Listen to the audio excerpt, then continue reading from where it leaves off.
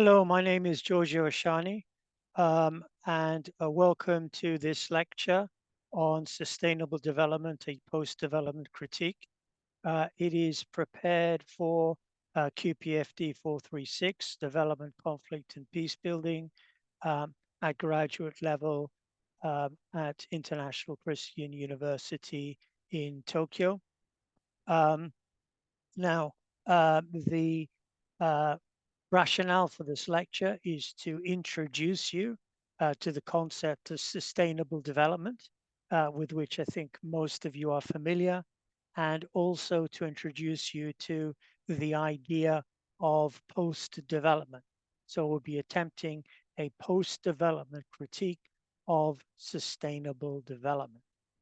Okay, let us look first at a definition of sustainable development. Sustainable development is a ubiquitous discourse. It is everywhere. However, it has a certain genealogy, it has a certain history. Um, and within the field of development studies, we can trace it to the publication in 1987 by of the report Our Common Future by the United Nations World Commission on Development and the Environment. This was chaired by the Norwegian former Prime Minister Gro Harlem Brundtland and is termed the Brundtland Report. And it provides one of the earliest definitions of sustainable development. So sustainable development is defined in the report as meeting the needs of the present without compromising the ability of future generations to meet their own needs. Now, the analogy here very much is with the tragedy of the commons, which the American ecologist Garrett Hardin introduced a generation earlier. So for Garrett Hardin, the problem with neoliberal economics and with profit maximization is it encourages everyone to concentrate on the present without taking into account whether future generations would be able to benefit from the commons. So the idea here is a tendency towards overgrazing or overfishing. The commons here are seen as a commonly owned land or in a common lake or sea where everybody can fish. So the idea here is that if everybody has the same right to maximize their profit or to maximize meeting their own needs, they will tend to overgraze the land or to overfish, which means that the economic growth which will ensue will be unsustainable. Okay, so the point here to note is that sustainable development has its origins in a critique of neoliberalism, but at the same time comes out of a tradition of neoliberal thought. It does not necessarily come out of a um, a history of ecological thought. So ecological thought was critical of the very notion of development, and we can see this very much in the post-development critique. Okay, so let us look at the history of sustainable development. So we see this after the Brundtland Report. Sustainable development is very much part of the agenda. And in 1992, you had the Rio Earth Summit. So unlike the previous summits, which were concentrated in the global north, this had considerable participation in the developing economies of the global south. And you had in 1992 a linking of the notions of the environment and development, which is why the Rio Earth Summit is seen as the Rio Earth Summit was seen as a conference on the environment and development. And you had the adoption of Agenda 21, a global partnership for sustainable development to improve human lives and protect the environment. Now, ecologically, this led to the signing of the Kyoto Protocol in 1997. But more importantly, the linking of this idea of development and the environment led to a prioritization of development goals. And along with the formation of the United Nations Development Program and the UNDP's work in trying to introduce a concept of human development and later human security, which we'll be looking at in the course in the 1994 United Nations Development Program Human Development Report. We get the adoption in 2000 at the Millennium Summit of the Millennium Development Goals in New York. This led to the adoption of 8 Millennium Goals, MDGs, to reduce extreme poverty by 2015. And this was seen as successful in at least bringing ideas of extreme poverty to an international audience and getting states to commit to the reduction of extreme poverty. Now, globally, the goal number one, which was to reduce global poverty by half from 1.5 billion to 800 million, was achieved. But this was largely as a result of economic growth within the People's Republic of China and to a lesser extent in India also. So what we saw is that in many parts of the world, living standards actually did not increase, and extreme poverty in many places actually increased. So did not decrease, and extreme poverty in many places actually decreased as inflation went up and the cost of living went up. But overall, the Millennium Development Goals were seen as a success, and this led to the adoption of the SDGs, the Sustainable Development Goals. So the 2030 Agenda for Sustainable Development was adopted at the United Nations Sustainable Development Summit in New York by member states of the United Nations General Assembly in 2025. And this gave rise to the development goals, the Sustainable Development Goals. So the first goal, no poverty, commits members of the United Nations to end poverty in all its forms everywhere. This is not specified, but poverty is defined primarily in material forms in terms of GDP per capita.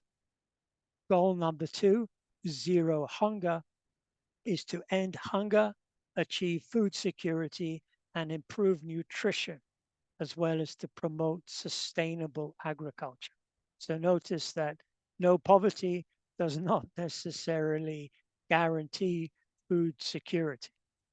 These are different goals. The argument which neoliberal economists as well as advocates of human development make is that the benefits of development tend to either trickle down to the poorest members of society or tend to benefit the poorest members of society. But committing states to achieving zero hunger means also to say that even in developed societies, the elimination of hunger and the achievement of food security should be a priority. and that this isn't always the case. Okay, number three, again, influenced by the Human Development Agenda, would be good health and well-being. So to ensure healthy lives and to promote well-being for all at all ages. Now, this is important because it is difficult to achieve healthy lives and to promote well-being without having access to medical insurance or medical health care. So there is a responsibility which the state has for achieving this development goal, good health and well-being.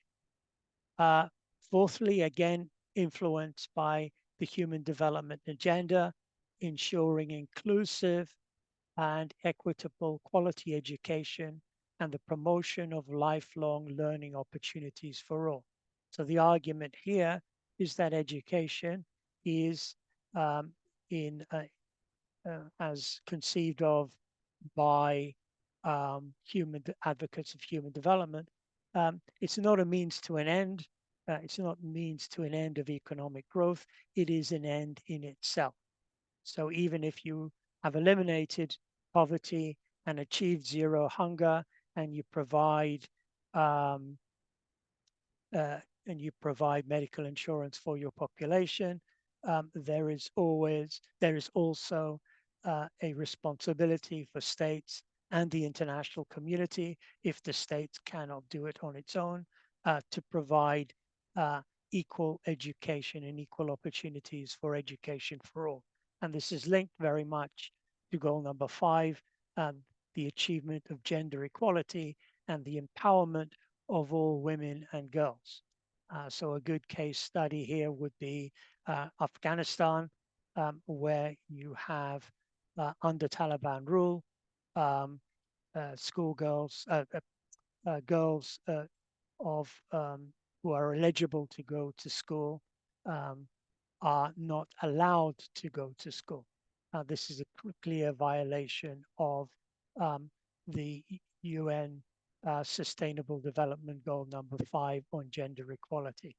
Other examples of gender inequality can be seen in including within Japan, when we see that many women earn less than men for doing the same job. So the achievement of gender equality is seen as the 5th Sustainable Development Goal. Number 6 is to ensure the availability and sustainable management of water and sanitation for all. So in many societies, including in many developed societies, you do not have access to clean water and sanitation. In fact, arguably, you don't have access to water. You have to buy bottled water.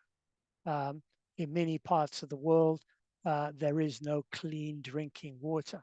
And this is linked to ideas of sanitation and sanitary system. Goal number 7 is to ensure access to affordable, reliable, sustainable, and modern energy, clean energy for all. So this notion of clean energy, which is linked also to green energy, looks at the innovations within solar power and wind power and water power to offset a reliance on fossil fuels. This also links in with goal number 12. Goal number 8, interestingly, commits the international community and the United Nations to promote sustained, inclusive, and sustainable economic growth. So economic growth is still seen as a goal, as a sustainable development goal. And this is the first point of critique if we look at the post-development perspective, which I'll be introducing you to later, which questions the importance of economic growth. So goal number 8 is decent work and economic growth to promote sustained, inclusive, and sustainable economic growth, full and productive employment, and decent work for all. Again, we can see a potential contradiction here between a neoliberal approach and sustainable development goal number 8, because despite the emphasis upon economic growth, the argument is that sustained economic growth does not always lead to full employment. Very often unemployment is necessary in order to drive wages down, in order to lead to more sustained economic growth. So goal number 8 does not permit explicitly the international community to the eradication of unemployment, but the goal here is a full and productive employment, decent work for all, which may actually result in slower rates of economic growth. Goal number 9 commits the international community to build resilient infrastructure and to promote inclusive and sustainable industrialization and foster infrastructure and innovation. So to move towards a new knowledge-based economy. Now, this links with reduced inequalities. So to reduce inequality within and among countries. And this also is a potential contradiction here with the transition, particularly post-COVID, to a knowledge-based economy, to an online economy. This has resulted in increased inequalities within societies and also between societies. So a commitment to reduced inequalities may call into question the desirability of economic growth. Sustainable Development Goal number 11 looks at sustainable cities and communities and makes cities and human settlements inclusive, safe, resilient. Notice this word resilience, which is not defined in the report, but which we'll be looking at later in the course in relation to human security and also in relation to the challenges posed by COVID-19, and sustainable. So make cities and human settlements inclusive, safe, resilient, and sustainable.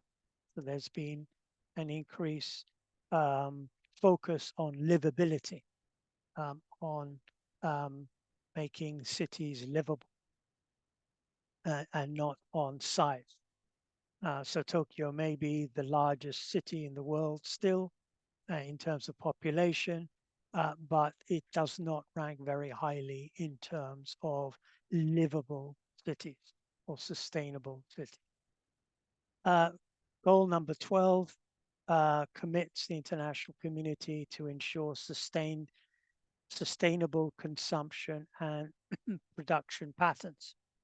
And this also would link to the ideas of affordable and clean energy, perhaps not relying so much here on fossil fuels. And goal number 13, which for many ecologists should be goal number 1, would be to take urgent action to combat climate change and its impact. So climate change, as we see, as we've continued to live through within the past 2 years, we've seen a rise in average temperatures. So the year 2022 was the hottest year on record, and this will be surpassed in 2023. So global warming here is seen as a fact, as a scientific fact, although many climate scientists have um, uh, critically interrogated the um, evidence in favor of global warming, arguing that it's a natural cycle towards a different epoch. There has been an increased in consensus amongst the scientific community that urgent climate action is necessary. And in fact, it's arguably too late, but we will see whether this is the case or not. Related to this is to conserve and sustainably use the oceans, seas, and marine resources for sustainable development, a focus on life below water. So obviously this impacts on the idea of sustainability because many communities depend upon marine life for survival, for food. So it's difficult to achieve zero hunger if fish are contaminated. Linked to this would be ideas of overuse of plastic bags, polluting the environment, um, and how this impacts upon the livelihoods of um, sea-based communities. Goal number 15 concentrates on life on land, focuses on the protecting, restoring, and promoting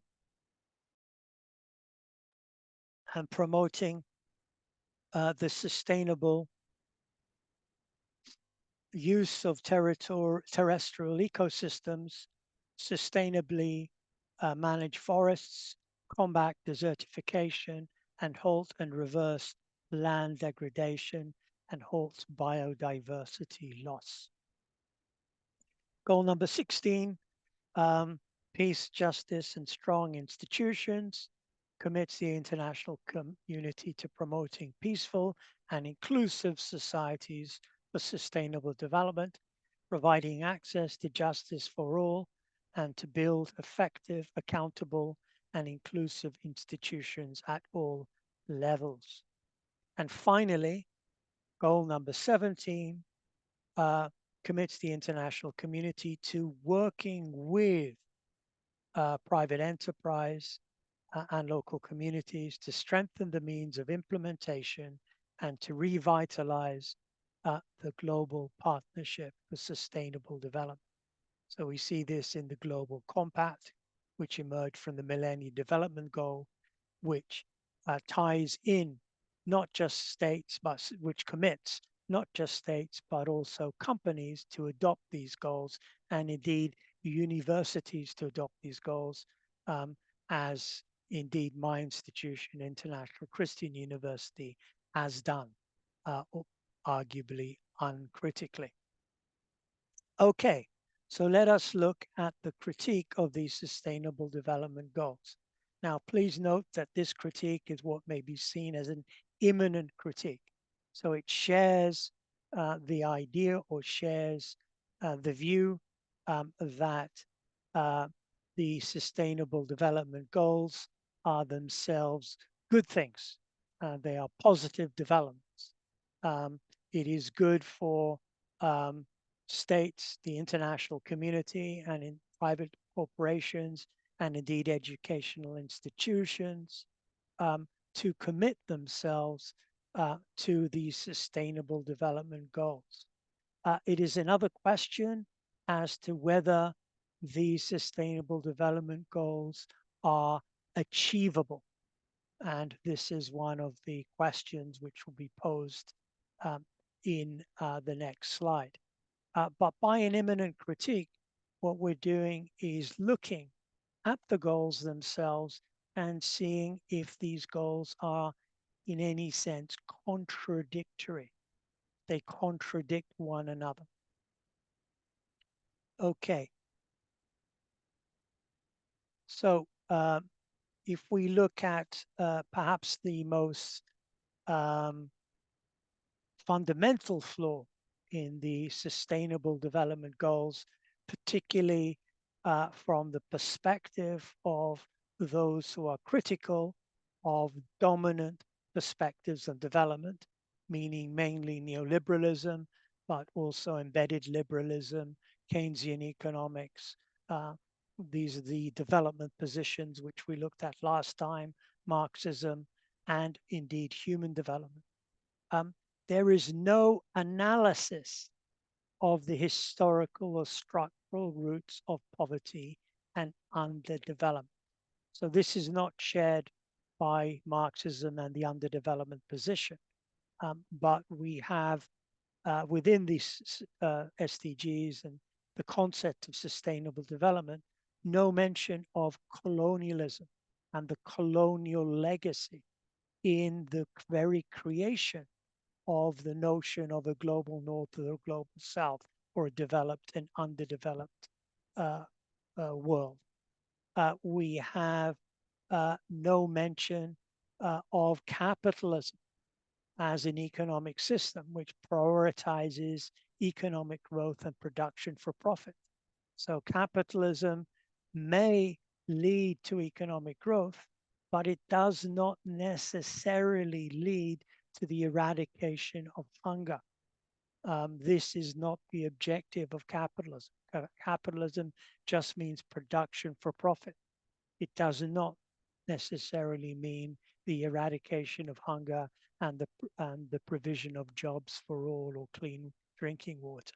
So there's no analysis of the root causes of poverty. Secondly, the unit of analysis. States are seen as the main units of analysis, ignoring other forms of political community. So what does this mean? It means that states are individually seen as responsible for eradicating hunger, providing clean energy, providing adequate sanitation and healthcare. Now, this is easier for developed states. It's easier for Norway to do this than perhaps South Sudan. So in this sense, looking at states as the unit of analysis again obscures these relations of colonialism and capitalism, which have led to the notions of development and underdevelopment in the first place. A slightly different critique would be to say that even here, if development is possible, looking at the root causes of poverty and the unit of analysis basically focuses on the underdevelopment position, whereas if we look at the idea of instrumental rationality, the idea here is that even if development is possible, we see that it is seen as a technological process. It prioritizes modern science and modern scientific techniques and technology. These are seen as solutions to problems of hunger and not, let us say, redistribution of wealth. So it's possible to achieve redistribution of wealth in a particular society and to ensure zero hunger, not through investment through modern science and technology, but by simply taxing the rich and redistributing the income or providing food aid to those at the very the poorest members of society. And linked to this, and we see this very much in the commitment to climate action, is an inability to recognize the environmental limits to economic growth. The idea that the resources of the planet are finite. However, development is seen as an ongoing process. It's seen as infinite. And it's this inability to recognize the limits imposed upon our models of development by the planet, which has led arguably to the contemporary ecological and environmental crisis.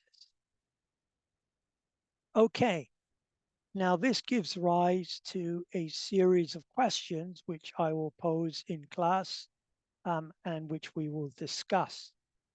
The first question is development possible?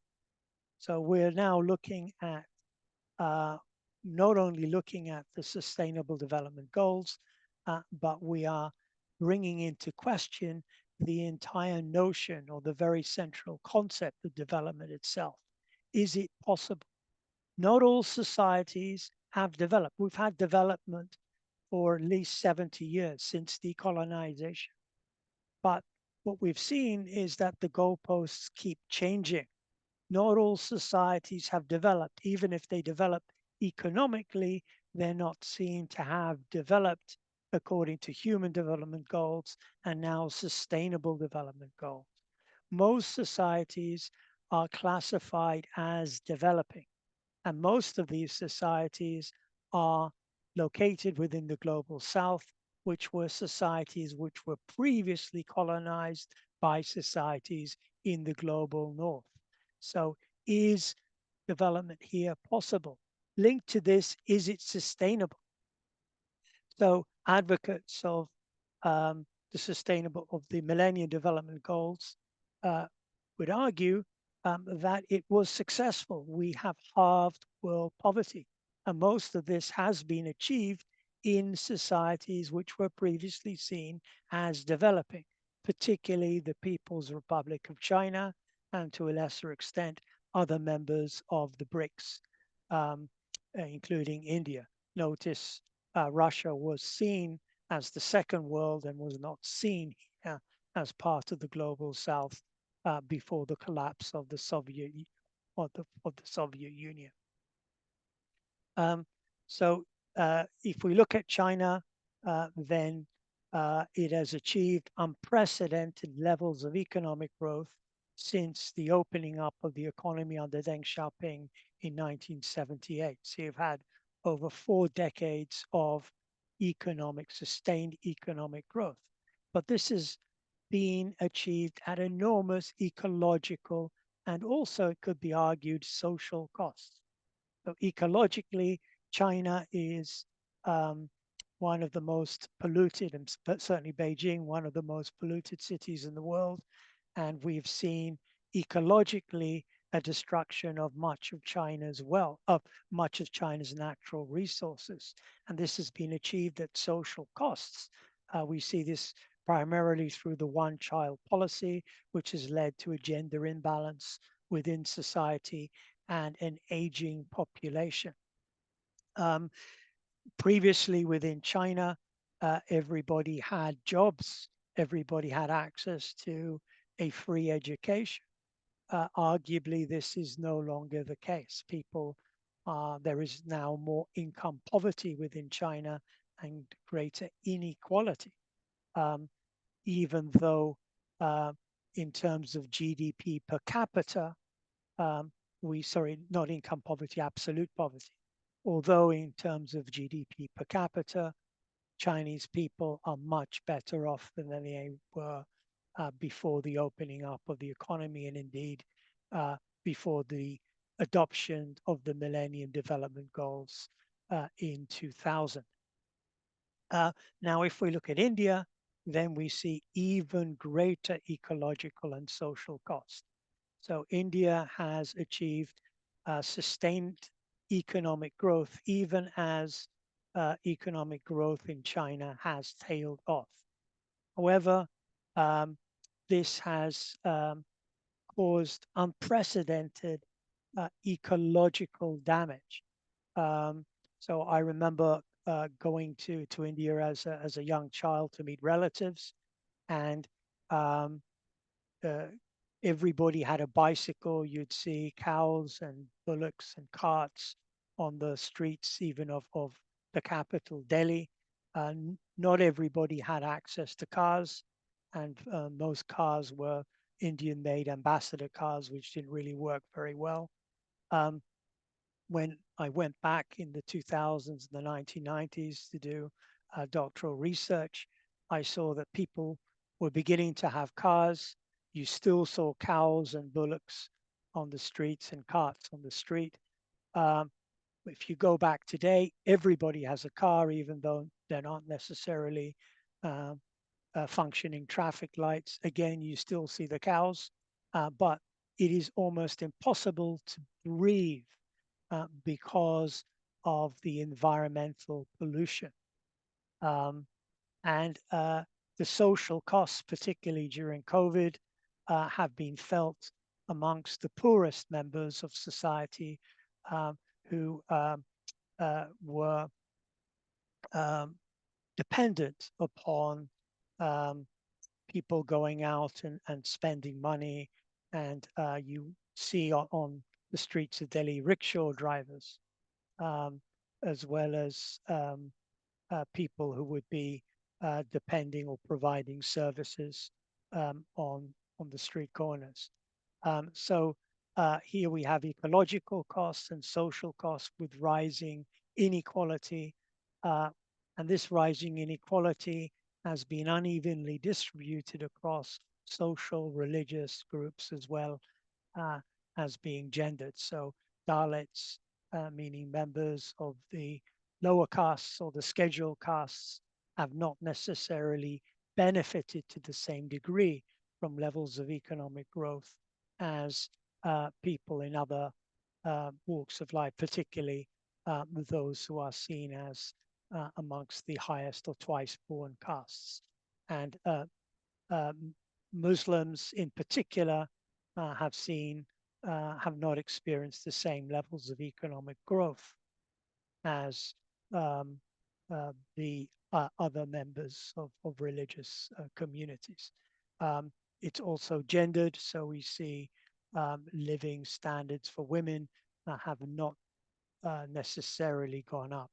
So development here is achieved at enormous ecological and social cost, and it's not necessarily equally distributed. So the idea of sustainability brings into question the limits of our planet. So coming to Japan, I noticed that everybody, when I first came to Japan, it was like 40 degrees centigrade, but everybody had air conditioning units. But it was hotter outside on the streets of Tokyo because everybody had these air conditioning units. Now there are 127 million people in Japan when I came. However, in India at the time, in the late 1990s and early 2000s, not everybody had these air conditioning units. Now people basically have these air conditioning units, and in India and also within China. So we are talking about as global temperatures go up, the vast majority of humanity, or at least if we look at just India and China, it's about half of humanity. It's about 2/5 of humanity have access to these air conditioning units, which are bad for the environment. So they lead and contribute to greater um, uh, uh, increase in global temperatures. So this links up to the idea of whether um, development here is sustainable. But what I would like to concentrate on in the final part of the lecture is whether it is indeed desirable. So even if it is sustainable, even if everybody can afford a private car and an air conditioning unit, um, even if everybody um, has a greater GDP per capita, so if their income goes up, do we all want development? Development here involves the universalization or indeed the imposition of a certain lifestyle, a lifestyle which is associated but not necessarily confined to the modern West upon other life worlds. by life world, I mean something like cosmologies, different ways of life. So a life world is different from, let's say, a nation state. It's a different way of looking at the world. So a very good example here would be Japan, and arguably now parts of Eastern China, certainly Shanghai, and certainly if we look at the Middle East, Dubai, the United Arab Emirates, which have Kuwait, which have some of the highest per capita incomes in the world, are seen as developed. They're certainly more developed materially than the West. Things work. There is a greater concentration on material. There's a greater visibility. But is this desirable? Is this desirable? This is the key question. Do we want it? Do people in rural Southeast Asia or India or Africa or indigenous communities in the Andes, do they want to live in a city such as Tokyo or Shanghai or Dubai or Qatar? So what we're looking at is this universalization of a certain lifestyle which prioritizes the material over the spiritual, over other life worlds. And indeed, this has led to a questioning of the very concept of development. So the concept of development here is seen as linear. So those of you who have taken the course with me, Peace and Conflict Studies 1, would remember one of the main critiques of peace studies in the book Rethinking Peace is the linearity of peace. We're going from point A to point B. So the concept of development is seen as linear. We are going from point A being underdeveloped or developing to being developed, it being a developed society. It's seen as unidirectional. So unidirectional means it goes in one direction. Development is necessarily linear. It is going from point A to point B. It is going in one direction. It's not point B suddenly saying, okay, we're developed, but we no longer want to be developed. We want to de-develop. That's not part of development discourse. And there is a stress on material growth, the idea of a continual growth. The SDGs are about making growth sustainable. There's still a commitment to economic growth. Material growth is seen in material terms, irrespective of the costs or consequences, the cost to the planet or the consequences to the planet. So the ecological critique, which informs post-development thinking, is that development should not be the organizing principle of social life. So we should let go of this notion of growth. Growth in a material sense is not desirable. Okay, let us look at the origins of post-development discourse. And this is basically my understanding of the origins. So it's been influenced very much by the postmodern critique of the social sciences and modernity. So a rejection here of a universal concept of modernity which can be applied everywhere throughout the world. So it's a rejection of modernity which we see within the West itself, within societies which are seen as modern itself. So modernity is critiqued as leading to a dehumanization of what it is to be a human being. It's seen as a dehumanizing process, which results in alienation. It's linked to notions of power and to create a certain form of subjectivity, in which human subjects are seen as homo economicus. This is something which I developed in my contribution to development dialogue. So homo economicus means basically to maximize one's self-interest. So a notion of man as a rational, self-interested actor.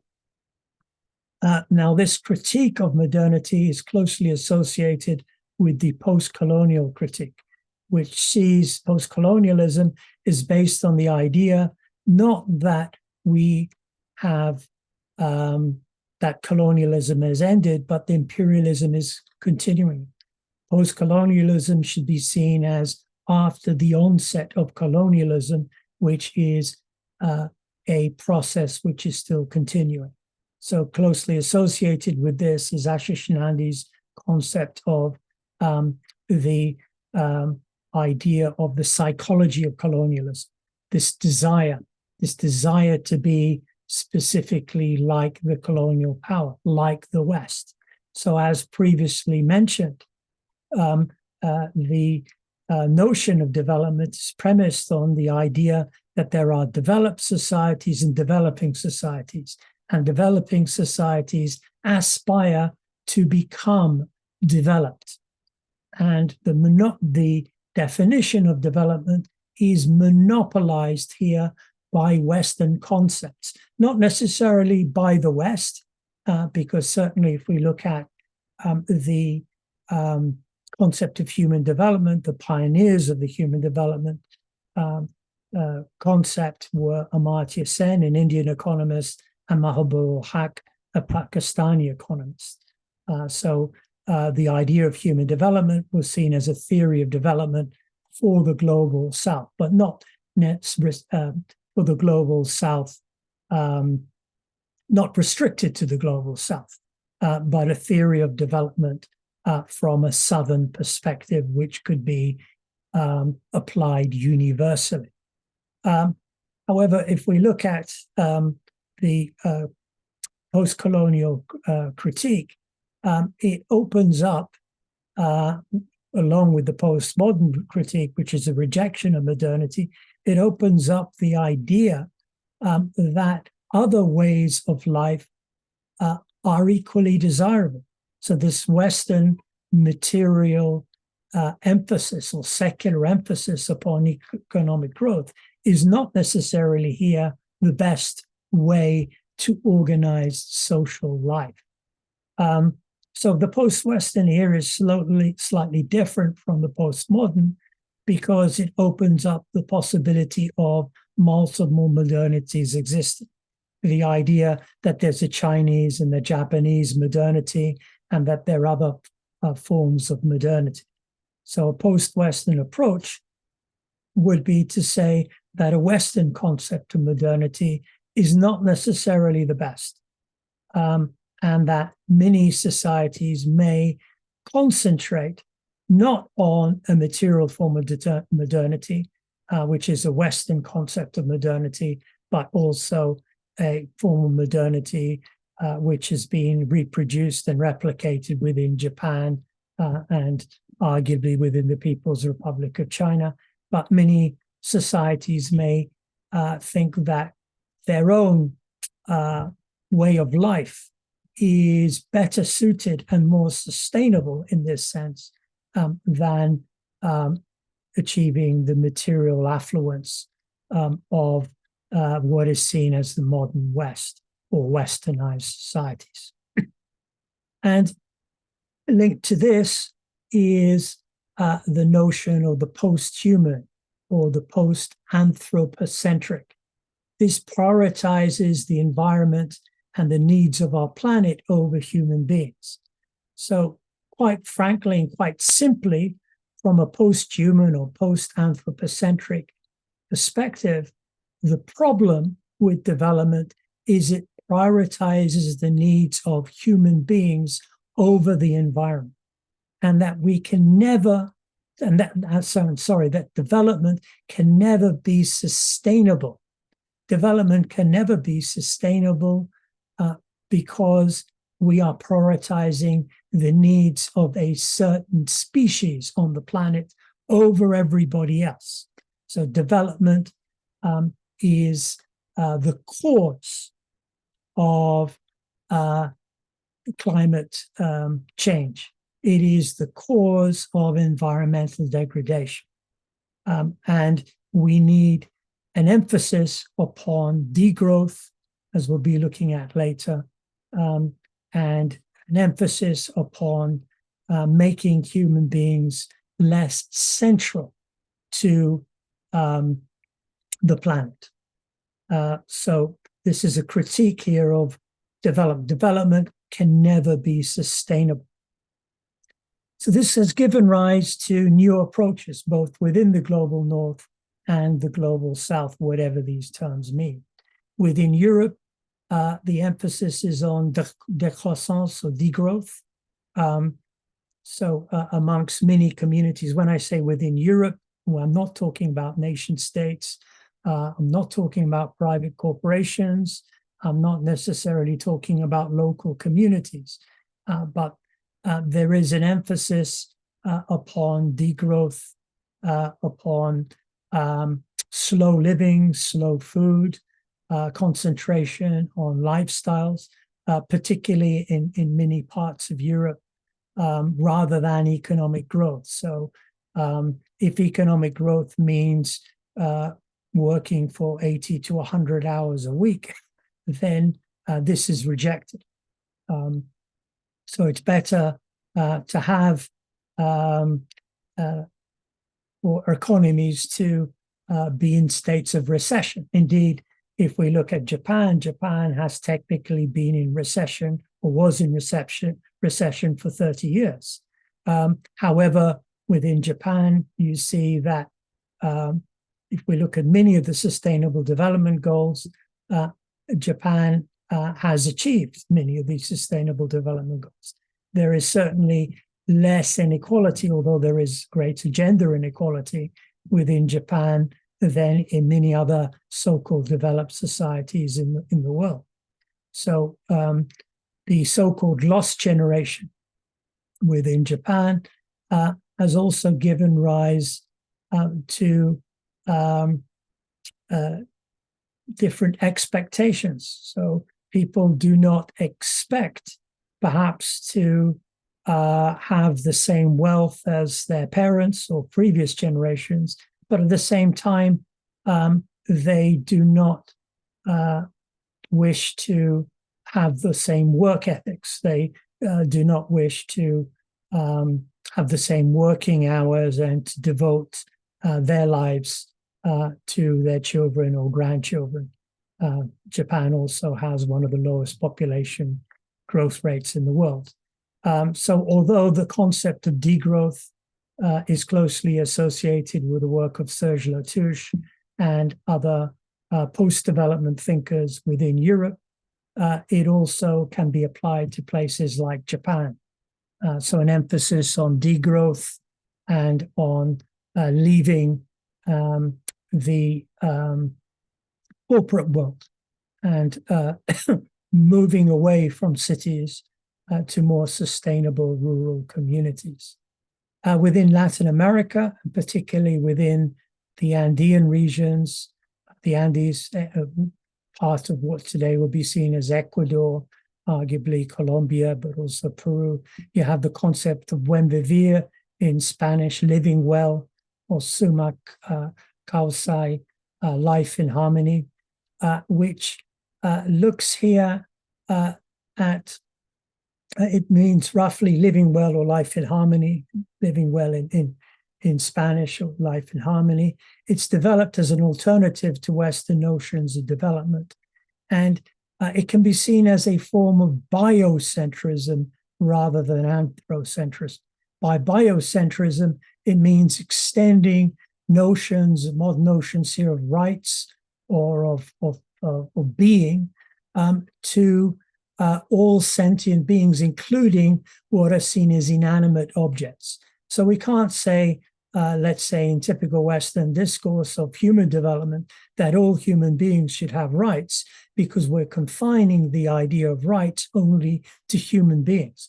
We should say all living creatures should have rights, or indeed all natural beings should have rights, including rivers. Closely associated with this is the Andean or the Quechua concept of the runa.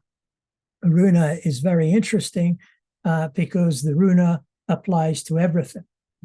So it can be seen as, if you look at the special issue, which I will mention later, on pluriversal relationality in the Review of International Studies, you will find a very interesting article by Jared Redekop, which focuses on the Runa and the Quechua communities and ways of being. And in this article here, he shows how the concept of the Runa applies to all beings, including inanimate beings, amongst Quechua communities of the Andean region. So the idea here is that all members of our common planet should have the same rights. In sub-Saharan Africa, and particularly Southern Africa, you have had notions of post-development which have been closely associated with an understanding of Ubuntu. So Ubuntu is a mutual or relational concept of humanity, a mutual humanity which can be best encapsulated in the phrase, I am we, I am because we are because I am. So there is no I, there is no we, there's no self, there is no other. I think this is also very reminiscent of the Japanese, or actually the Chinese character here, or human being, ningen. So you have the idea of jin or nin, which is basically the individual. But you also have the kanji of the gen here, the ida, something, a space which is in between different beings. So the idea is, this is a relational concept. Again, what is in between constitutes the I. So there is no I without a we. It is very difficult to envisage humanity in terms of atomized human beings, individual human beings, which has been the way in which humanity has been conceptualized in modern Western thought since René Descartes onwards. So Ubuntu and also notions of ningen within Japan can be seen as a critique of ideas of the rational act of the rational individual, the homo economicus. And finally, we have Swaraj in South Asia. Now, Swaraj was actually used during the independence movement, particularly by the self-proclaimed leader, Mohandas Gandhi, Mahatma Gandhi, who is seen as a key post-development thinker. So for Gandhi, Swaraj, which just meant self-rule or independence, didn't necessarily just mean independence for Indians from British rule. It meant a Swaraj, an independence from Western conceptions of modernity, Western conceptions of statehood, a self-reliance. The reason why that there is a spinning wheel, I hope still, in the Indian flag, which comes from the independence movement, is that Mahatma Gandhi and others believed that independence from British colonial rule would be a precursor towards the creation of sustainable village communities, where people would go back to the villages, in terms of Gandhi's, one of Gandhi's phrases, now we have independence, everybody should go back to the villages and concentrate on being self-sufficient, being self-reliant, learning to live with less. I would argue that the modern Indian state, and particularly the main ideology of the governing party, the Bharatiya Janata Party, which is led by Narendra Modi, which is poised to win an unprecedented third election in the 2024 elections, is committed through Hindutva to quite the opposite. So it's committed to the creation of a modern, developed nation on Hindu grounds. So it's a very different understanding of Swaraj from that of Mohandas or Mahatma Gandhi. But the idea of self-rule or self-reliance has also been used by many post-development activists and theorists within India, and particularly by ecofeminists. There's a important feminist critique of development, which is being developed by Vandana Shiva, amongst many others.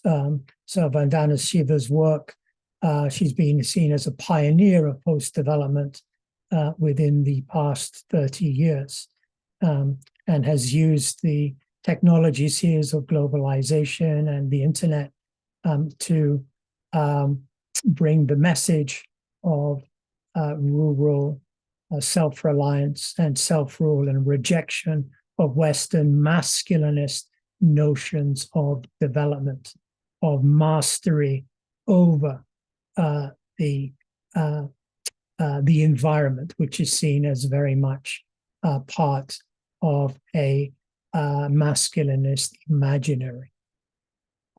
Okay, so these are, it should be mentioned, some new approaches which are associated with post-development. Now, importantly, not all of them concentrate on development itself. So, and these new approaches, they're not particular to a particular society. So degrowth does not argue that only Europe should degrow their economies, but degrowth is a concept which should be applied potentially to all societies. Similarly, when Vivere, living in harmony, this is a concept which perhaps can be translated and can be applied not only to societies within the Andes, but also to other parts of the world. We've looked at what the similarity between notions of Ubuntu and notions of the Japanese notion of ningen, here of relationality. So this concept can be applied to many different parts of the world. Similarly, Swaraj, self-rule or self-reliance, this may have emerged within India, but it is not confined to India. So it's seen as a rejection of modernity, a rejection of notions of development and economic growth. So where are we heading? Where is this all going? Well, I hope here to look perhaps at a concept which has been pioneered by post-development thought, and in particular by one of the key post-development thinkers, Arturo Escobar, whose work on encountering development can be seen as one of the first and most influential critiques of development. Now, development is based on what can be seen as a one-world ontology. In other words, it presumes the existence of a single world, a universe. there is a universe where we can go from point A to point B. So development is possible, development is desirable. However, the idea of the pluriverse is that we live in a world of many worlds. This is certainly a phrase which was popularized by the Zapatistas in Mexico and by the World Social Forum. So in a world of many worlds, there are different notions of what the good life is. So these worlds are relational. They're relational in the same sense of Ubuntu, in the same sense as Ningen. They interact with others within a pluriverse, and each have their own notion of good change, if we look at Chambers' generic definition of development, or of the good life, if we look at Aristotle. So the idea of the good life, what is the good life? This is at the heart of all political theory, and development is a way of ensuring the good life for all. But if we look at a pluriversal perspective, then the argument here would be that different cosmologies, meaning here that different traditions, perhaps, of different cultural traditions or religious traditions, have different conceptions of what the good life is. And in some societies and in some of these traditions, change is not necessarily good. Development is not necessarily desirable. So perhaps an emphasis on post-development links in with ideas of the pluriverse. Okay, now there are three associated or related questions for discussion, which we'll discuss in class and which have been posed within the lecture itself in relation to the Sustainable Development Goals. Firstly, is development possible? So this links in with the previous lecture on development and underdevelopment. So the development position would argue that the development is possible. So this includes neoliberalism, the human development approach. It also looks at embedded liberalism or Keynesianism, and looks at Marxism. So that all these positions, all these theories would argue that development is possible, whereas the underdevelopment position, dependency theory, world systems theory, and structuralism would say that development for everybody is not possible. In the word of Andre Gunter Frank, development is based on the development of underdevelopment. In order for some societies to be developed, other societies have to be underdeveloped. Secondly, is development sustainable? So if we look at the Sustainable Development Goals, these are goals which are intended to lead to sustained economic growth, which will benefit everybody on the planet. But the ecological and post-development critique would argue that development is itself unsustainable. And it's unsustainable because it prioritizes the needs of humans over the planet as a whole. This links in with the final discussion question, which we have alluded to: is development desirable? So even if development was sustainable, even if we could secure an adequate living standard for every human being in the planet, even if we could achieve zero hunger, zero poverty, and even if this growth was sustainable, would it be desirable? Do we want the same things? Do we want to replicate a particular living lifestyle universally upon everybody else on the planet?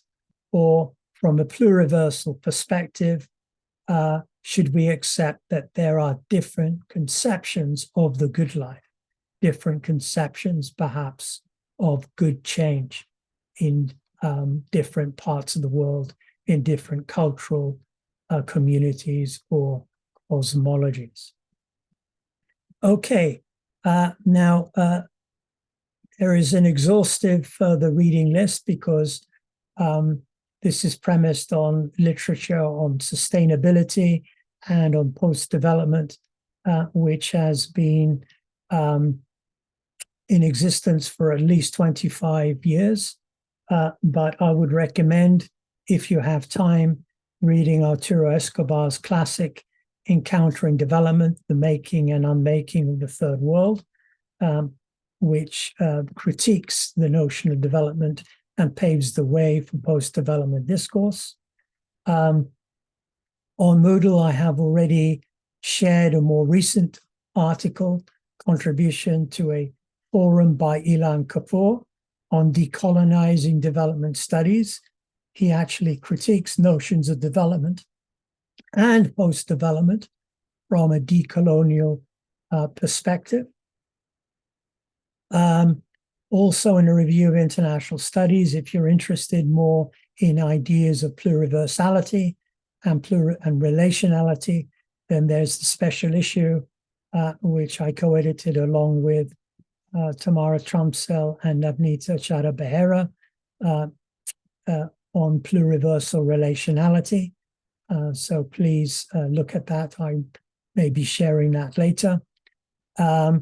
Everyone should read the United Nations Sustainable Development Goals and the report Transforming Our World, the 2030 Agenda for Sustainable Development. It's freely available online and was published by the United Nations Publications in New York.